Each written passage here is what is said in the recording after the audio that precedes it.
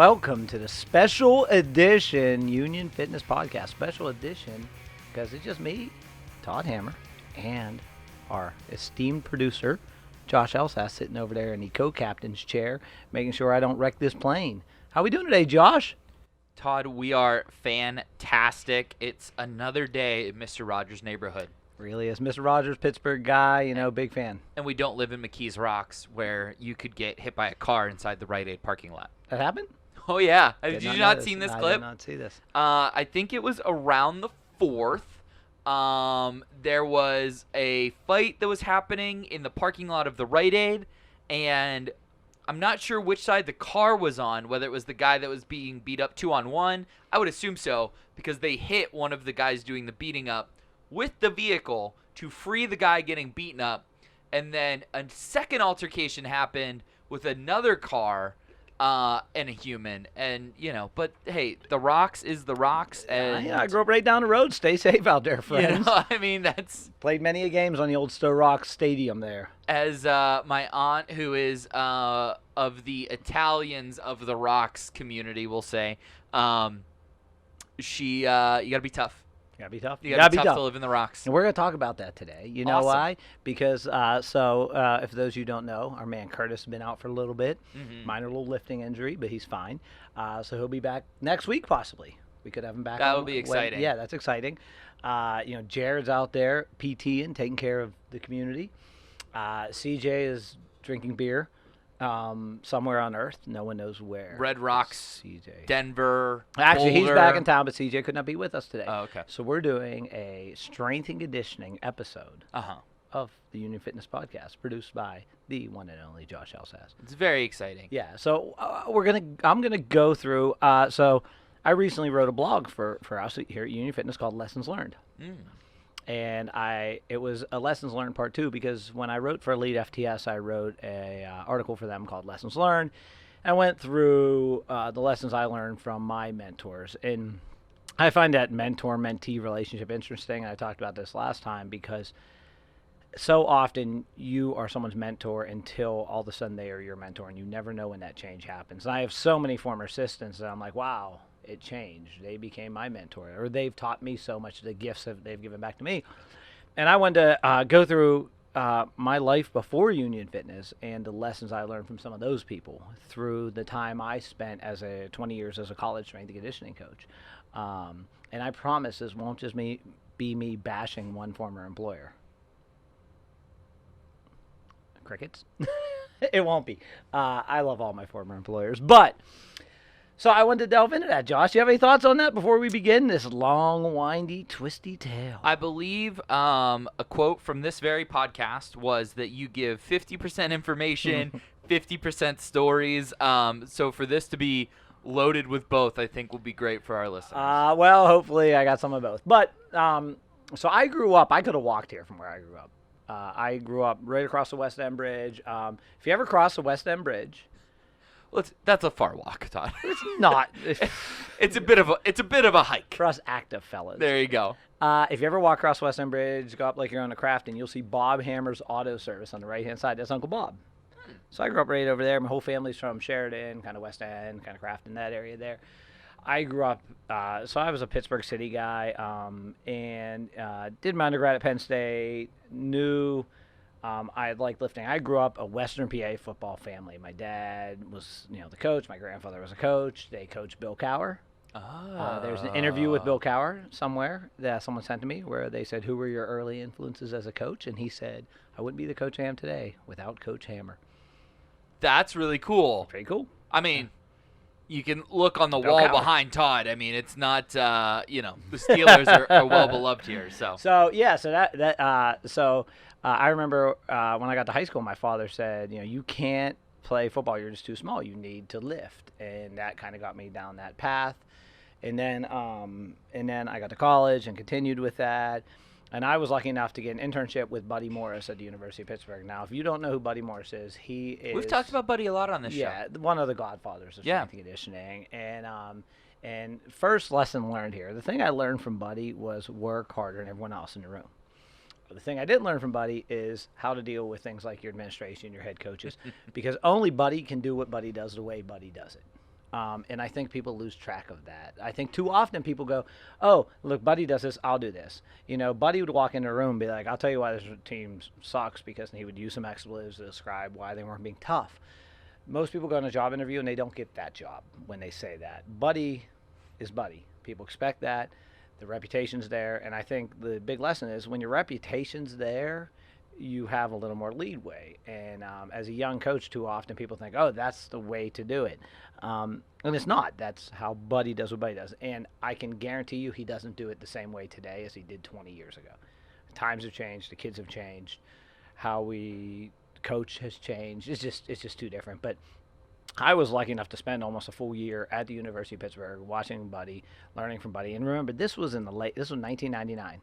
I lived in Mount Washington. I had the worst house in the backside of Mount Washington, kind of going back down to the tunnels. Like, not the best part I'm of Mount familiar. Washington. Yeah, not a great part of Mount Washington. And I used to ride my bicycle, started in January, from there up the backside of Mount Washington, down Mount Washington, across the south side. This was prior to bike lanes, kids, and helmets. No one had helmets in the 90s. And then into Oakland and over to the stadium because I couldn't afford to park because I was an intern. And then after work, I would lift, train, do all things all day. Buddy would send me home with a couple extra Gator Pro, the old metal Gator Pro shakes, because I burned too many calories riding home. And I would ride back up Mount Washington and home. On a good night, I got to stop and have a beer at Casey's Draft House because my friend was the owner at the time. Casey's Draft House is a great pull. Still there. Still Casey's great, is still there. great Mike bar. Mike owns it now. Oh. His co-owner. Awesome. It was Mike and Joe owned it. Joe, R.I.P. He died of a car crash Aw. at 27 years old. Oh, Young my guy. gosh. Yeah, he was my best friend. During that time in my life. But that's neither here nor there. Well, Be safe, anywhere you kids. can get a free beer, that's your best friend, period. That's true. But so I think the take-home point is do what you do your way, but also understand your mentor may do it their way, and that's okay. That doesn't make it your way. Yeah. From there, I finished up. I actually went to Penn State, where I had 6 credits left, and basically went to my advisor, said I want to be a strength coach. Instead of taking this, whatever I had to take, like I had some prereqs I didn't take yet, can I go work in the weight room? And they allowed me to go spend time with JT, the strength coach.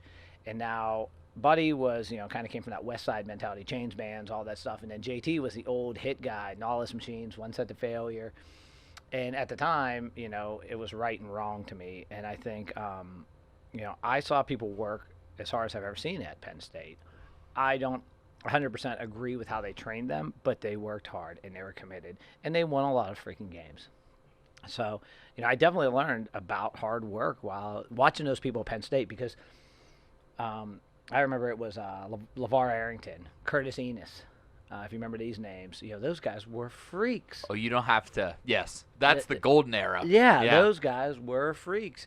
And they worked their tails off. And I learned a lot about that. But then it was funny. I finished that internship, graduated, got a degree. Of course, had nothing to do with my life. My parents had moved to Durham, North Carolina.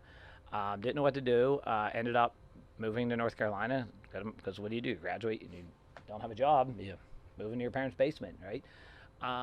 And I just found a job working at University of North Carolina, Chapel Hill, working in the School of Nursing. I'm a trained phlebotomist, so I can draw blood if you need it. I worked in juvenile diabetes research for a year and a half and learned a lot I didn't know. I basically was a data collector. They would send me out to these random schools. I would spend a day at the school working with third graders or sixth graders where I would do a VO2 max test on a third grader. I would draw their blood. We'd freeze that up on some ice, process it on site so we could take it back to our labs, questionnaire about their diet. And basically the study was called the Children's Health, something health in children, I forget. Cardiac health in children. And what they were looking at is specifically type 2 diabetes in minority populations in the rural South. And it was an eye-opener for me. Started with the sweet tea. Sweet tea. I'm a white guy, grew up in Pittsburgh. There's a reason it's called Pennsylvania. Pittsburgh is not a hugely diverse city, and I go to rural North Carolina, and man, did it open my eyes to another world. What it's like, and I mean, honestly, it's changed my view of things like educational system, how we need to do better for these communities in the rural South. And like we had questionnaires on diets, and the kids would be like, third grader, like, what was for breakfast? Marshmallows. What was for lunch? Snickers. What was for dinner? Parents weren't home, ate Cheetos. And I'm like, and sweet tea all day. I did fall in love with like fried okra, some good stuff. Grits and gravy. Or I had grits on biscuits and gravy. vacation this week. There you go. I can get down with some grits. Learn some southern things, but knew I wanted to get back in strength and conditioning. Started applying for jobs. Applied for a GA at Virginia Commonwealth University with the man, the myth, the legend, Tim Contos. If you don't know Tim Contos, know Tim Contos. Tim is the man. Been a strength coach for. We had Tim on the show. We had Tim on the show. Yeah. 25 years. Been a strength Just coach. go back in our feed. You can find it. VCU. So I went there, did my graduate work at Virginia Commonwealth University. Was a GA. And I talked about, it's interesting, the juxtaposition. Hammer, what year is it? This year was 2001, and I remember because I was in grad school on September 11th. Oh, wow. And, it's one of those never forget moments. My professor we had a guest lecture. It was a sport and law course, and a guest professor comes in, starts doing this thing. The professor steps out. Class started at 9 a.m. Right about the time, right? And I'll never forget, the professor walks back into class for 20 minutes and goes, "We're under attack. I recommend all of you go call your parents."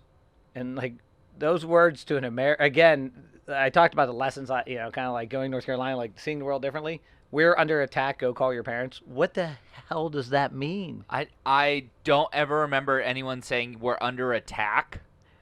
Even on the news that day, but okay. I guess at that point, no one knew. It's only the second time it had ever happened. Hey, we're the country. Except for what we did. So this is kind of funny. Go back to Bob Hammer. Okay. Bob Hammer's Auto Service, which is still there. He doesn't run it. He sold it, but another guy runs Bob Hammer's Auto Service. His name's Jim or something. But so someone said, I heard a plane went down in Pittsburgh. And I was like, oh my God, a plane went down in Pittsburgh. And remember, information, this was not, there was no Google. It's not far. It wasn't far. Yeah, and there was no Google. So it was like CNN, whatever you could get. And so I called Uncle Bob because I'm thinking if a plane attacked Pittsburgh, it'll take out the city. It's not that big of a city. So I called Uncle Bob, who's right there in the West End. I'm like, hey, everything good? And he's like, yeah, I got this front end. I'm trying to align here. And I was like, no, I mean a plane. It went down. Are you, I'm worried. He's like, that was out in the stick somewhere. Everything's good. I got to get back this front end, though. Oh, and, my God. It was just your Pittsburgh mechanic. Bob did not feel under attack. Bob was not under attack. No. Bob was, his thing was, I know something's happening, but I'm working on the front end. Yeah. So okay. Hammer's in high school in the 80s. In the 90s, he's doing undergrad, riding up and down the hill, hanging out with the name just literally poofed out of Buddy air. Morris? Thank you. Yeah. Too many concussions. That was 99. Yep, hanging out at the University of Pittsburgh, and now then went to Carolina. Penn State, and now is in Carolina, then Virginia Commonwealth. Right. And it is 2000, 2001-ish. Tim brings me in. I think it's my second week, and Tim's like, by the way, I have hernia surgery. I'm out for a week. I need you to run the teams. I'm like, I've never actually been in charge of a team. I screwed up everything. And, again, what I was getting to is what were the teams? Everything. It was me and Tim in the student rec center with every team. How many teams? 16. 16? Yeah. They were not a huge department. Obviously, men and women's basketball was your bread and butter. But I had field hockey. I forget the sports I had, to be honest with you right now off the top of my head. And I know. And a football program. No, they didn't. They don't have football. Oh, okay. VCU, University of Richmond has football. There I met Jim Roney, who was the strength coach at Richmond at the time, who's now a strength coach at a high school in Dallas. I was his best man at his wedding, great friend of mine to this day. And he was a powerlifter, squad 650 at 165. Damn. Yeah, he was a strong At guy. 165? Yeah. Sir. Now he's a CrossFitter. No, sir. He's a whack job. Well, this was back in the geared days. Everything's a little different with the Still. squat suit and everything. But went full West Side over there. But I learned from Jim intensity. That dude came in just ready to work every day. I never forget. One day I slept through our lift, 6 a.m. lift. We were supposed to meet. And whatever happened, I didn't make it. I forget the reason. And I got to my weight room, and there was a coffee cup sitting, just perched on the doorknob, just like I was here. And it, my heart broke. I failed you. I'm a failure. But that dude worked as hard, just brought it every day, brought the intensity, brought the heat. And then Tim, like I said, on the other hand, taught me about you actually have to be a professional in the profession. And this isn't taking away from Buddy, but again, I came from that mindset of just work, everything will work itself out. Well, no, you have to be a professional. And to this day, I still lean on those lessons that he gave me. But I finished my GA at VCU. Everything was cool. And interviewed for a couple jobs. It's funny how the world works. I interviewed for jobs with guys that later became my friends. And I say, remember when you didn't hire me? And they're all like, no, I actually don't. I'm like, well, you didn't. But I took a position at the Citadel, Charleston, South Carolina, military school. Here's a story. I get into military school. I'm the only non-military guy. We sit down as a campus at mess hall 3 times a day to eat breakfast, lunch, and dinner. It's military school. So here I am moseying across campus. I'm there's hop, hop, hop things going on militaristically, you know that word. And like these like bells start ringing. And I'm just walking. Everyone stopped, and everyone stopped. Everyone is stopped, and I'm just like, "What's everyone doing, guys?" I guess you're supposed to stop when these things go off. It's like a respect thing. No one told me. The next day, still early on, I'm walking over to mess hall, and it's for breakfast, and they had these knobs. The freshmen are called knobs. Knobs run 5 miles or some crap before breakfast, and they're all standing there, and one kid just melts, blacks out. And I watch him go down. I'm walking by the group, and I'm like, instructor, you got one down. So me and the instructor, I got the kid's feet, and we're running him over to the infirmary. Then my boss says, go get a haircut. You get it on campus for $7. I was like, oh, sweet. You know, I said, but I don't want a high and tight. He's like, no, do anything you want. So I was like, yeah, a little off the, trim it up a little bit. I got the high and tight. I had the military look for a little bit. But I was only there about 6 months, and again, Charleston, South Carolina. Everyone, oh man, you live in Charleston. Charleston's a great place to visit. Not a great place to live unless you're absurdly wealthy.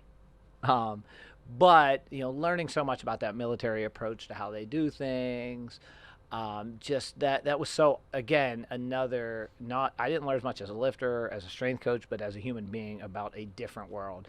And I lived in North Chucktown. North Chucktown is North Charleston, that the locals call it North Chucktown. North Chucktown's not the best neighborhood. And I definitely learned the fact that, the southern approach to the world is still so different than ours. But from there, I took a job as the director of strength and conditioning at Marist College in Poughkeepsie, New York.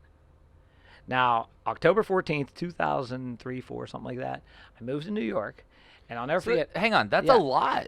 Yeah, this is what coaching. The 4th location in 4 years. Penn State, Pitt, Carolina, Citadel. This is 5th. Well, from 2001 till now. And this is not unusual in college coaching because you're still getting your thing.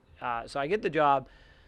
I never forget. I get in my Ford Ranger with no air conditioning. I drive from Charleston, South Carolina, October 14th to Poughkeepsie, New York. Only stops in D.C. to fuel up. And I have flip-flops, a sleeveless shirt, and shorts on. I get to Poughkeepsie and it's snow flurries. I'm staying in a hotel, and they say, we're having a barbecue tonight. Now, I've been in the South for a couple years now. I'm down with a barbecue. You got some fried okra in the corner. You got some grits. And I'm pumped. So I get there. I shower up. I get cleaned up. I've driven some absurd amount of hours that day.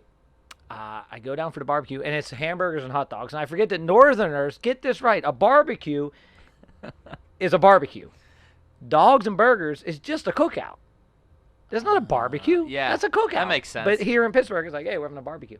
See, it's my barbecue cookout, whatever you want to call it. It's my favorite time of the year is through the 4th of July because I can eat an unapologetic amount of hot dogs. That's what I'm saying. I don't eat an unapologetic amount of hot dogs, but you would eat an unapologetic amount of fried okra.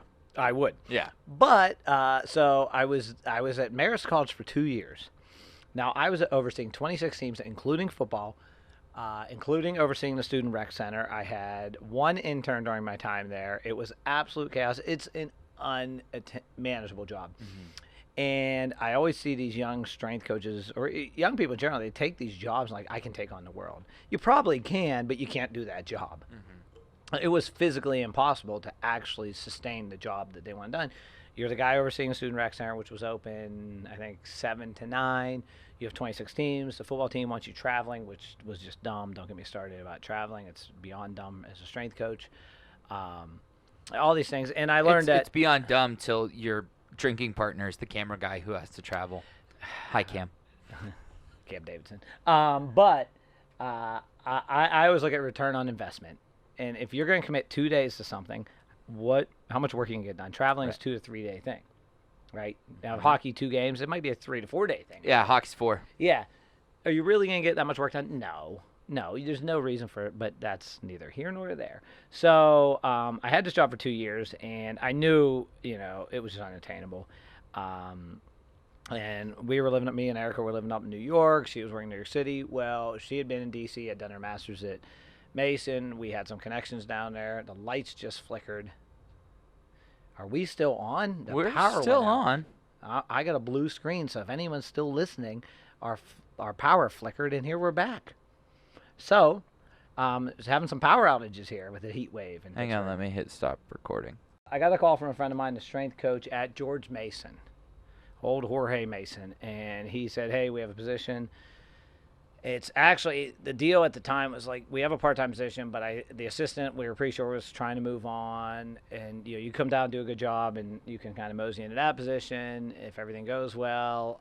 So I moved to Fairfax. If you're ready for this, I was getting $12,000 a year from Mason, and I was still working 40 hours a week at a Lifetime Fitness. So I was basically working 5 to 9, but it was still better than working 26 teams and being in charge of a student rec center, commuting all over the place, back and forth, paying. This was 2006, 7, something like that, and I think our rent was $1,200 a month for a 1-bedroom in Fairfax. I mean, that was 15 years ago. It's a really good thing that your wife makes more money than you. I know. Yeah. So, a funny story about her is that she left her job in D.C. Then she left her job in D.C., returned to D.C. to the exact same job, and they hadn't touched her office in the year and a half she was gone. So her job was so unimportant that no one did it while she was gone. Remind her of that. Don't remind her that. I won't be in trouble. I'm not saying shit. Not saying shit. I should probably cut that out. I won't, but I probably should. She'll maybe laugh. But, so I took the job at George Mason. I was there for about 6 months. The assistant left. They bumped me up. It worked out great. My big thing at the time was women's basketball. Now, if you can go back to 2006, George Mason, do you remember what happened? Was that their big run? Final Four. That was their big run for men's. My second year with them, and I was assistant with the men's. Lamar Butler, our shooting guard, number 22. I still have the Sports Illustrated. He was on the cover, and this was back when being on the cover of Sports Illustrated was it. Like, right. That was the deal. Yeah, and it was like kind of the decade of the unknowns because Wake Forest had a run at that point, Virginia had a run at that point, Butler had a run at that point. But we were the first no-namer to make the Final Four. Right, right. That was the breakthrough. We were an 11 seed. Tony Skinn, who's coaching somewhere now, I forget where. I just saw he's coaching, I think somewhere in the A-10 actually, and then Lamar Butler is coaching at Paul VI High School, but. I'll never forget. Hatebreed had just released a new album. I used to jam it while I was lifting. Never think that everything doesn't come back to Hatebreed when it comes down to Todd Hammer. And the song "Destroy Everything" just came out. Yes, one of your favorites. And one of 10-6 favorites too. And I remember Lamar 6 a.m. lift walking across the field house, and it was the whole track. So he had to walk, and Lamar just going "Destroy Everything," and he just singing along with Hatebreed. And I always respected that. This dude just he brought the juice every day. But that was really cool to be a part of, and the experience of seeing that team go to the Final Four. I mean, that staff's still down at Miami with Larinaga and Caputo. I never thought they'd win at Miami, but they did Miami in the top 10 a few years back. Yep. So they did okay. But learned a lot about just seeing that level of winning because I'd never seen that before and been around that. Moral story then. I got a call from Tom Mislinski, who I knew through Buddy Morris. He was a strength coach of Robert Morris, and he called and said, "Do you want to take the Robert Morris job?" Now, this is like 2008. I was like, I'll talk to him, and I went down to meet with the AD at the time and our friend, and I go down there and they have a basketball game, and there's probably 700 people in the stands, and they didn't even have a band at the time. That's a lot for Robert Morris. I know. They had like a jazz band playing, like these old. Yeah. And man, I remember we just raised our banner, like our Final Four banner. We had 9,000 at the game, and I'm like, I don't know, and it's where I'm from, whatever. I ended up taking the job, and I was there for 12 years. And I mean, the biggest thing, honestly, I can say I learned there is I made some great friends. The general counsel for the university, Sid Zahn, became a great friend of mine, a mentor of mine. His son is actually an athletic trainer at Washington State now. I actually like to think I helped him with that because I knew some people at Washington State that ended up, helping him there. But so I got to Robert Morris, and the biggest impact I had were the people that I actually hired to work for me. Ryan Horn, who went on to be a strength coach at Tulsa and Wake Forest. Ryan Nozak went on to Paul, now is running his own thing. Former guest of the podcast. Former guest of the podcast. Scott Umber, our local hockey guru. Yep. There were so many people that came through. Ralph Petrella, Paul O'Neid, who I'm speaking at one of his conferences actually on Monday. And I know I'm leaving people out, but man. Charles Jasper. He doesn't count. That guy, that chap. Oh, Rick Canner, who was on the podcast.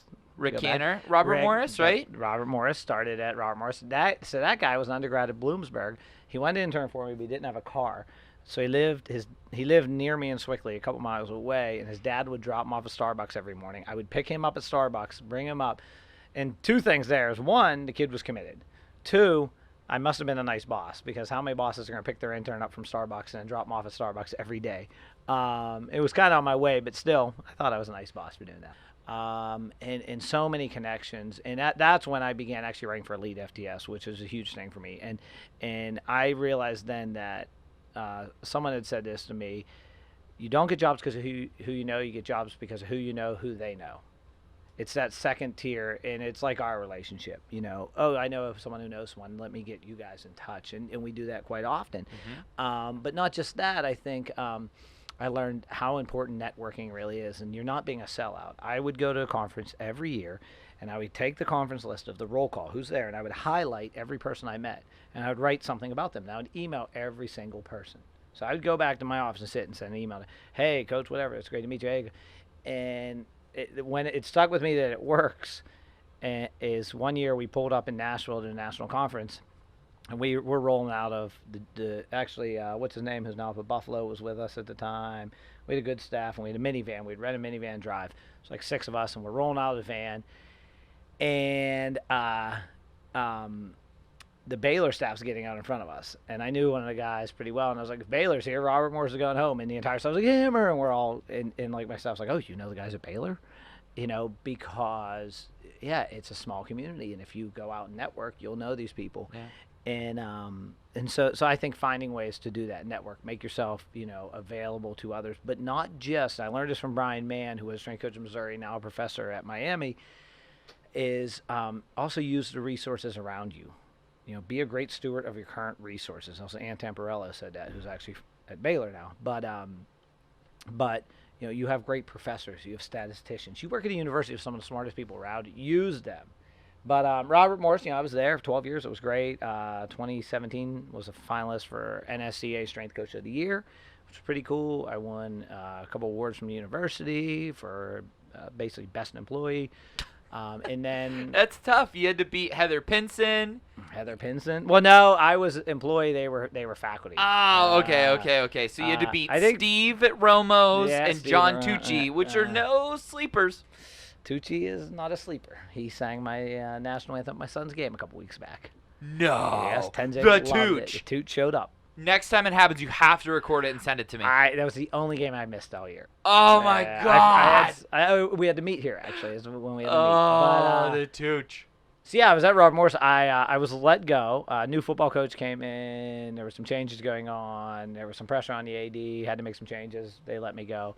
And funny story about that, here 50% Stories, is I had a meeting with the dean of the School of Education the day after I was let go.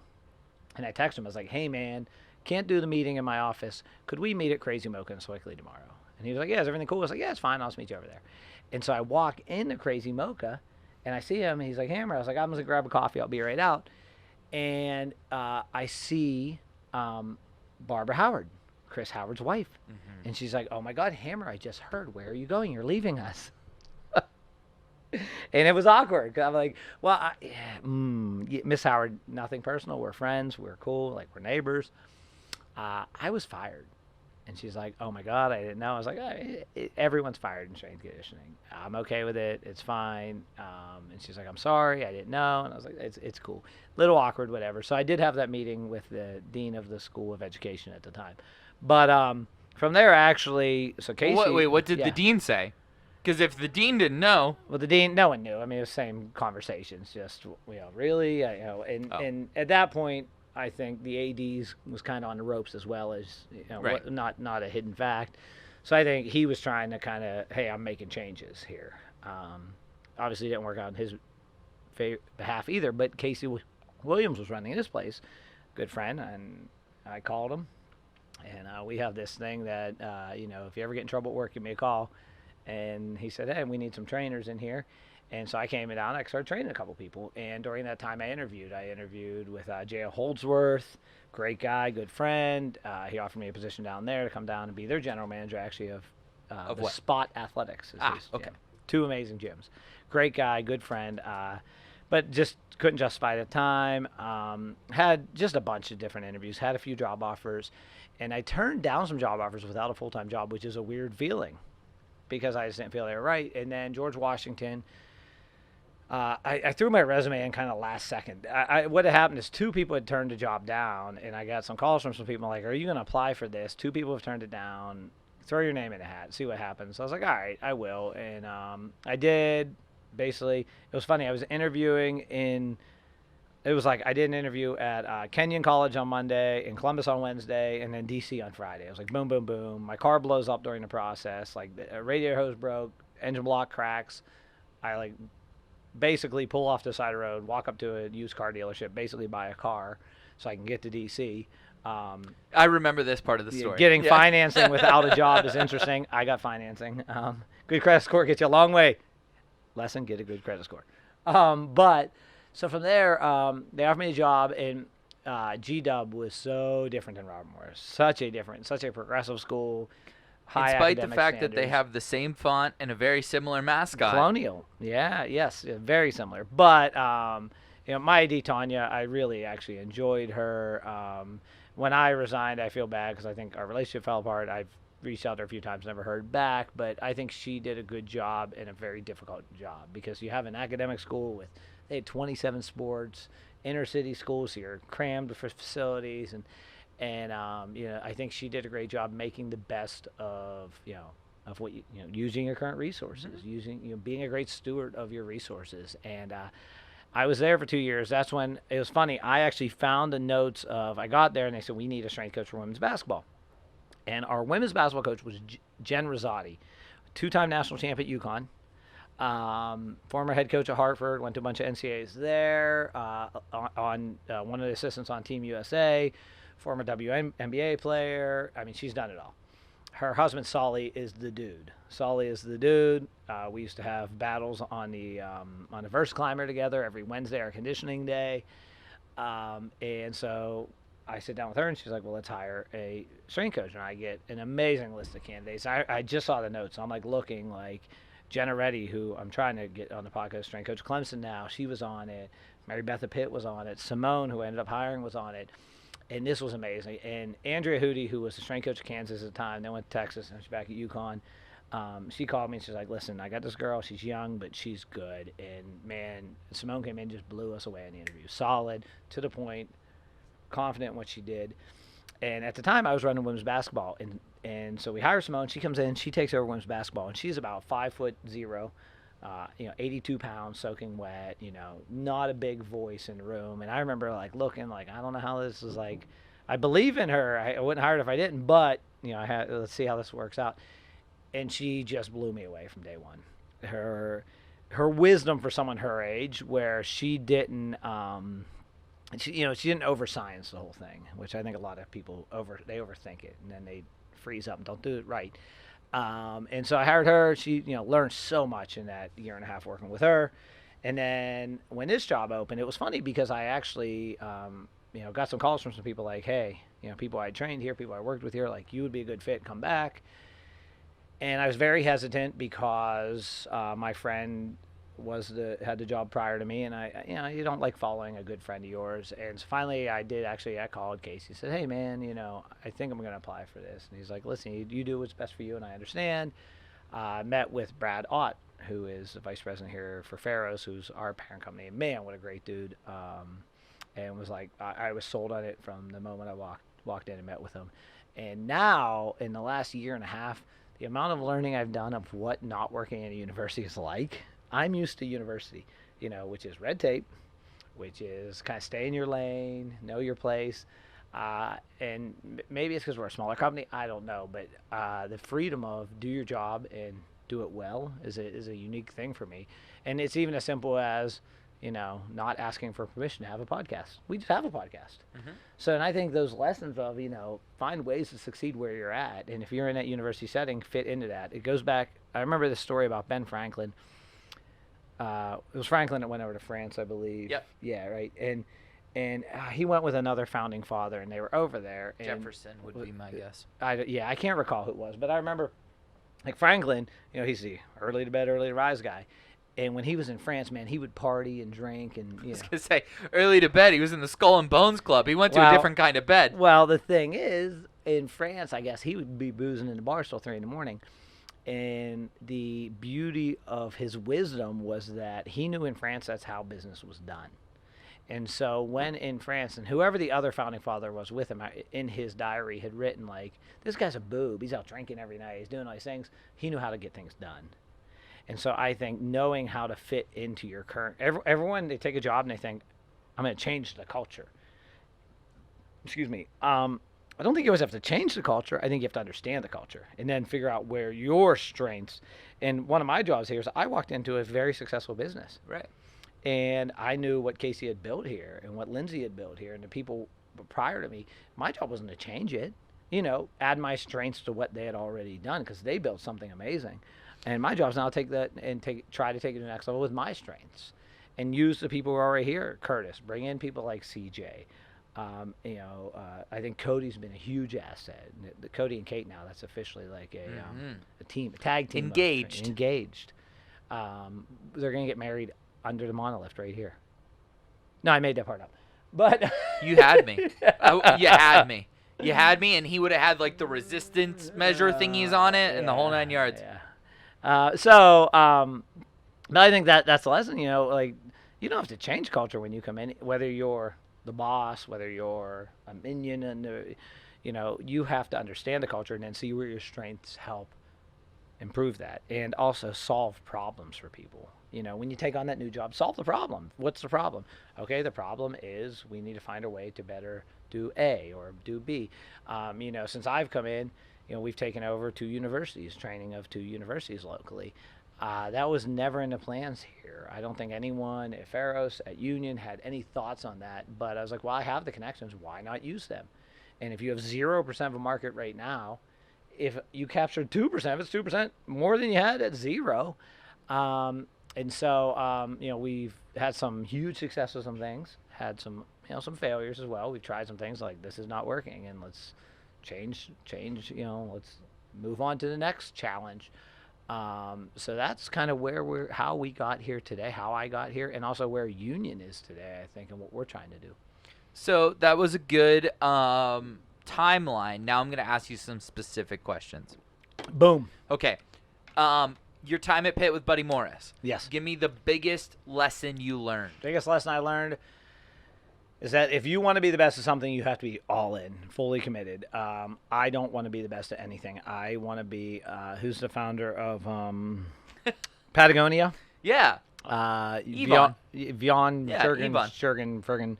That gentleman, I forget his name right now, and it's funny, I quote it, and then I think the next day Cody said it. I'm like, I just said that quote. Said, I want to be 80% proficient at anything I do. Anything above 80% proficiency bores me. And that's me. I mountain biked 7 miles today. I lifted today. Did all these things. I'm not bad at any of them. I'm not great at any of them. I'm not the best mountain biker in the mountain bike group. I'm not the best lifter in the lifting group. But I want to be 80% proficient. And Buddy Morris wants to be 100% proficient as a strength coach. I don't. That's committing more time and energy. And again, return on investment. Mm-hmm. If I can be 80%, I can still be pretty good, and I can do other things I want to do. Buddy's 100%, and I respect that, and we need those people. That ain't me.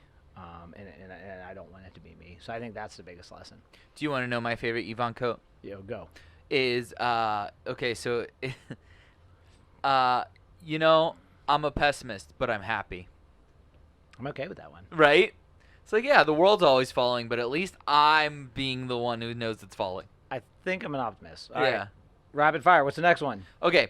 Virginia Commonwealth. You're with the one and only actual comic book fucking character come to life. Tim Contos. Tim Contos. Squats every day. What's the biggest lesson you learned there? Professionalism. Learn how to play the game. I think, if you don't know the phrase code switching, know it. Know how to code switch. Know when to code switch. Don't be faking your code switching. But when you speak to the poem "If," Rupert Kipling is one of my go-tos. If you've never read it, Google it. But one of the points of the thing is if you can walk with the commoner yet talk with kings or something like that. And I think you need to be able to code switch. When I speak to Nate Harris, we hear about lifting. I need to be able to speak to him in one way, but then speak to the owners of this building when they come in a different way, and not be fake, truly be myself, but be able to change my my verbiage slightly, be able to, and again, not being fake and not pandering, but code switching, knowing when it's okay to speak in a certain vernacular, if you will, and when it's okay not to, and know the difference. And I think Tim's pretty good at that. And then you just listed off a amazing list of humans that came through under your tutelage at Robert Morris. Give me the biggest lesson you learned from somebody underneath you, and who was it? Ryan Nozak. And I'll give Nozak this. He was definitely so much similar like a Simone, so much more reserved in the first 6 months. So I had volleyball. They were like my babies. I loved those girls. Like to this day, still good friends with a lot of them. And Nozak came in and I said, "You're going to have volleyball. This is my team. Don't screw it up. Like, this is my team. I love this team." And Robert Morris's volleyball team was very good. Always solid team. The coaches are still. I just talked to Danny, the assistant coach, yesterday. Actually, still like the coaches and everything. Athletic trainer. I was at her wedding, and he comes in and he did it 100% different to me. And I learned it's okay to be different. And if you care, It was funny because I actually was not having the same impact on that team as I'd had on previous teams. So the last year before he took over volleyball, I didn't have the connection with the girls that I had in the past, which you learn it ebbs and flows. People think like, "Oh, I got this." Well, it's going to ebb and flow. And I wasn't having a huge impact. I could feel it was kind of slipping. I didn't know how to get it back. He came in and got it like that. And you have to put your ego aside and say it's not about me. It's about those kids. They're having a great experience because of Ryan. I hired Ryan. That's a good thing. Yeah. Put the ego aside. We're successful because of Ryan.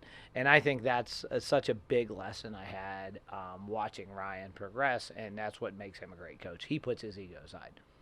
And your biggest lessons from G-Dub, or biggest lesson? G-Dub, probably how to administrate better. And I think what that means is kind of take what Tim said on steroids. Know how to, and I hate to say it this way, but document things, keep track of things, because as you move up the ladder, it's not just having fun anymore, it's now managing.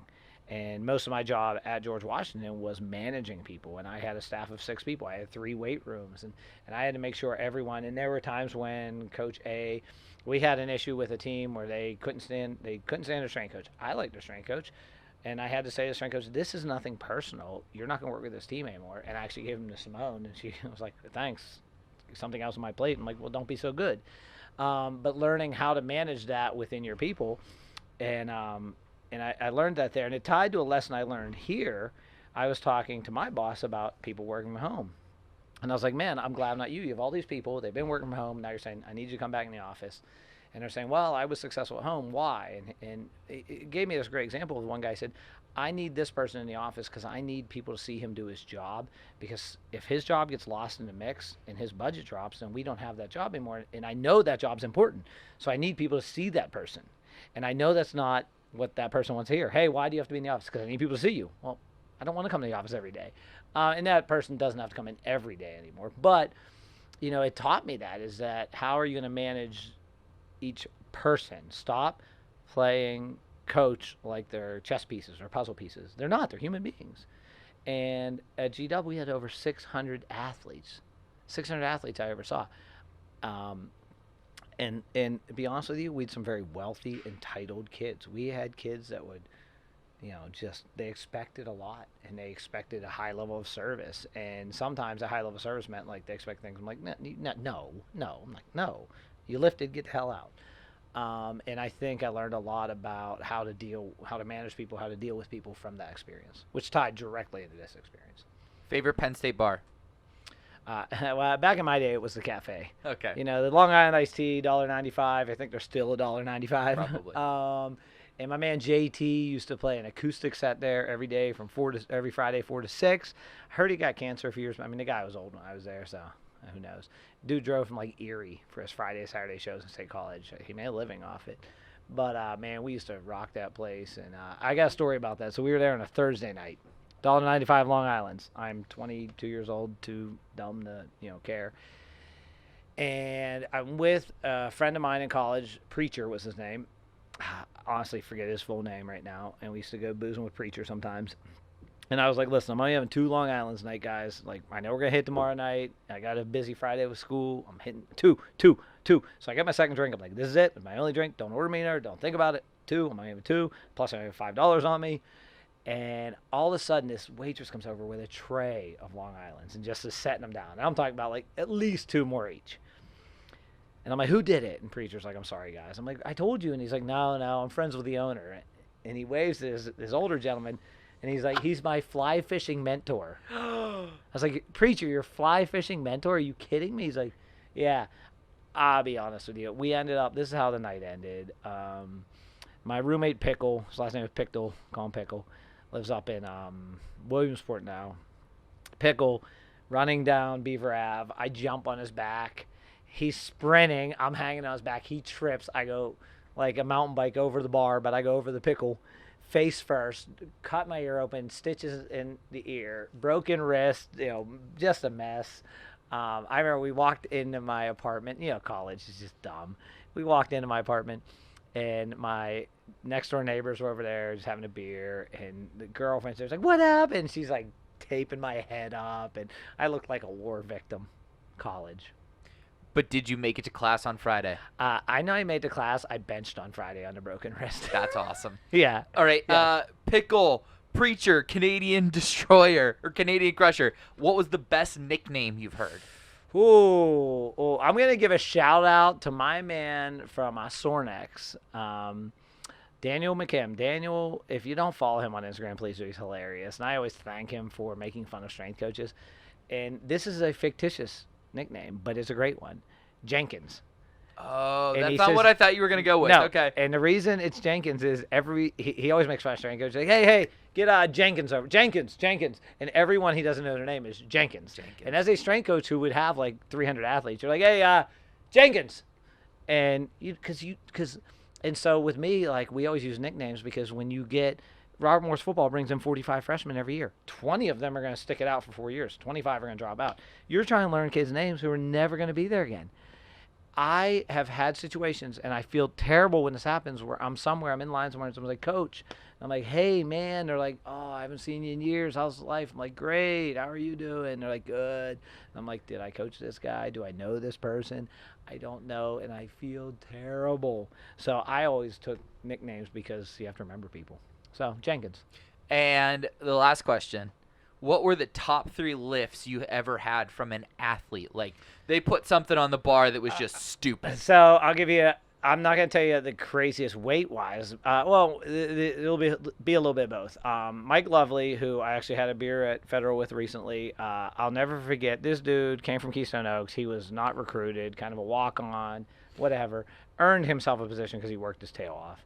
And built himself to a 500-pound squat, which here doesn't sound like much, but it's still a strong human. I'll never forget. He hit 475, and it was kind of a grinder. It was test days, like, Hammer, what do you think? And, like, 495 is stupid. You got to put the chips on it, hitting even 5. And I'm like, I think you can get 5, but I think it's going to take every bit, and you can't quit, and da-da-da. And he like, even when I see him 15 years later, he's like, tell me that stupid story about my 500-pound squat. I'm like, no, because I was like, it's going to be a hit or miss here. I've seen enough lifts. I know that this one, you can do it. But if you fall out of the groove a little, if you quit on it, if you don't stay tight, and he just rode it out and grinded and fought, and that describes that dude's life. And that's why he's an actuary in the city making absurd amounts of money and whatever. The second one was Steve Mitchell, Central Catholic kid, walked in, benching 405 as a freshman, whatever. During camp, band is act, we got to bench max him, Okay, coach. And he blew up 475 bench like it was nothing. And he goes, I want 5. And I said, no. And he was like, why? I was like, because it would return on investment. What are the odds of you getting hurt? Pretty slim. But there's still, no. And to see someone just rip 475 during camp like it was nothing was amazing. what was it? Oh, and the last one is Chris Roberts, who actually lives in Delaware. I was at his wedding. His wife was a former athlete of mine as well, and he was getting ready for a meet. He was close to a 500-pound bencher, and he was doing 475 one day, and I was spotting him. It was just me. And excuse the language is about to say here, but this is actually what happened.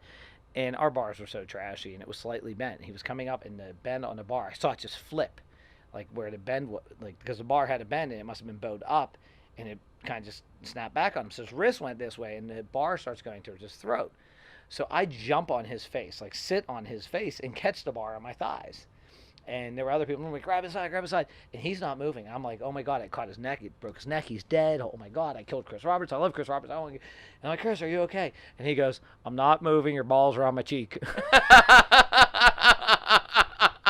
And I mean, legit, I was sitting on him. Like, I'm sorry, Chris. I'm really sorry about this. And we just, like I said, had a beer recently when he was in town and talked about that. But that was wild. That was wild. That's a good one to end on. Yes. That was a good one to end on. On that, peace. There you go. All right. Anything else you want to get in there? You know, hopefully you liked my story. Yeah. 50% stories, 50% facts. Yes. My stories tend to be 50% true as well, just so everyone knows.